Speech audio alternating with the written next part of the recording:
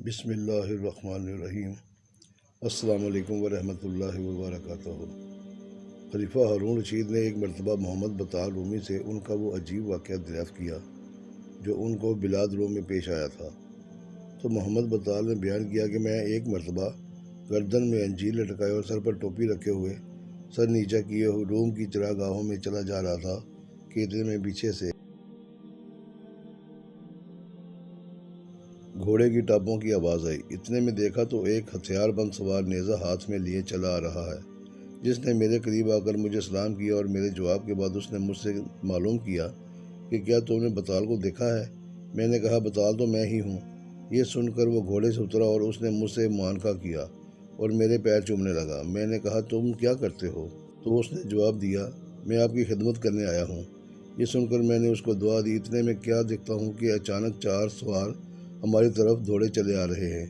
یہ دیکھ کر میرے ساتھی نے کہا کہ مجھے اجازت دیجیے میں ان کی طرف پیش قدمی کروں۔ میں نے کہا بہت اچھا۔ چنانچہ کچھ دیر کی لڑائی کے بعد ان 4 سواروں نے میرے ساتھی کو قتل کر دیا اور میری طرف بڑھ کر مجھ پر حملہ آور ہوئے۔ میں نے کہا اگر تم مجھ سے لڑنا چاہتے ہو تو مجھے اتنی مہلت دو کہ میں اپنے ساتھی کے ہتھیاروں سے مسلح ہو کر اس کے گھوڑے پر سوار ہو جاؤں۔ انہوں نے اس کو منظور کر لیا۔ چنانچہ جب میں مسلح ہو کر گھوڑے پر سوار ہو گیا اور انہوں نے میرا مقابلہ کرنا چاہا تو میں نے کہا تم 4 ہو اور میں اکیلا۔ انصاف کا تقاضا یہ ہے کہ تم میں سے ایک ایک میرے مقابلے میں آتا رہے۔ پس ان میں سے ایک سوار میرے مقابلے میں آیا جس کو میں نے قتل کر دیا۔ اس کے بعد یکے بعد دیگرے 2 دوسرے آئے، ان کو بھی میں نے قتل کر دیا۔ اب چوتھا باقی رہا۔ اس سے اس شدت کی جنگ ہوئی کہ ہم دونوں کے نیزے بھی ٹوٹ گئے۔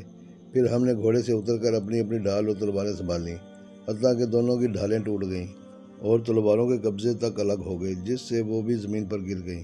پھر آپس میں کشتی ہونے لگی، یہاں تک کہ شام ہو گئی اور آفتاب غروب ہو گیا اور ہم سے کوئی ایک دوسرے پر قابو نہ پا سکا۔ اس کے بعد میں نے اس کو مخاطب کر کے کہا کہ میرے دین میں جو فرض نماز تھی آج وہ مجھ سے قضا ہو گئی۔ وہ بولا کہ علی ھذا القیاس، میری بھی یہی صورت ہے، کیونکہ وہ نصارہ کا پادری تھا۔ میں نے کہا کیا یہ ممکن ہے کہ تم واپس ہو جاؤ اور ہم اپنی اپنی فوت شدہ نمازوں کی قضا کر کے رات میں آرام کر لیں اور پھر صبح مقابلہ ہو؟ تو وہ کہنے لگا بڑی خوشی سے۔ چنانچہ میں نے اپنی نماز ادا کی اور اللہ کی توحید بیان کی۔ اس نے بھی جو کچھ اس کو کرنا تھا کیا اور سوتے وقت وہ مجھ سے کہنے لگا کہ تم عربی النسل ہو، تم میں بے وفائی ہے۔ میرے کانوں میں 2 جھانجھ ہیں، ان میں سے ایک کو تم اپنے کان میں لٹکا لو اور اپنا سر اس پر رکھ لو۔ جب تم کوئی حرکت کرو گے تو تمہارا جھانجھ بجے گا اور میں خبردار ہو جاؤں گا۔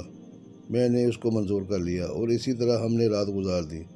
صبح کو علی الصبح توحید الہی کے ساتھ میں نے اپنی فرض نماز ادا کی اور اس کے بعد ہم دونوں کشتی لڑے اور میں نے اس کو بچھاڑ لیا اور اس کے سینے پر سوار ہو کر چاہا کہ اس کو ذبح کر دوں، مگر اس نے مجھ سے معافی کی درخواست کی اور میں نے اس کو چھوڑ دیا۔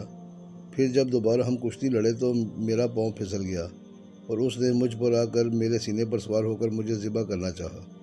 تو میں نے کہا میں تم کو معاف کر چکا ہوں، کیا تم مجھ کو معاف نہیں کرو گے؟ تو میرے اس طرح کہنے پر اس نے بھی مجھے چھوڑ دیا۔ پھر جب تیسری مرتبہ ہماری کشتی ہوئی تو میں مغلوب تو ہو ہی چکا تھا۔ اس نے مجھے پھر پچھاڑ لیا اور میرے سینے پر چڑھ کر مجھے ذبح کرنا چاہا۔ تو میں نے کہا کہ پہلے تو احسان میں ہم تم برابر ہو چکے، اب تم مجھ پر احسان کر دو۔ یہ سن کر وہ کہنے لگا اچھا تیری مرضی۔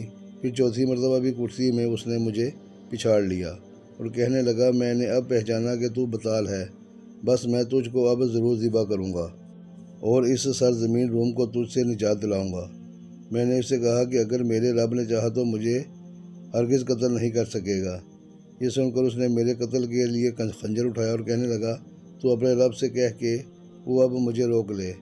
بس امیر المومنین اتنے میں میں نے دیکھا کہ میرا وہ مقتول ساتھ کھڑا ہوا اور اس نے تلوار اٹھا کر اس کا سر اڑا دیا اور یہ آیت کریمہ تلاوت کی۔ ترجمہ: اللہ کی راہ میں شہید ہونے والوں کو تم مردہ نہ سمجھو، بلکہ وہ تو زندہ ہیں۔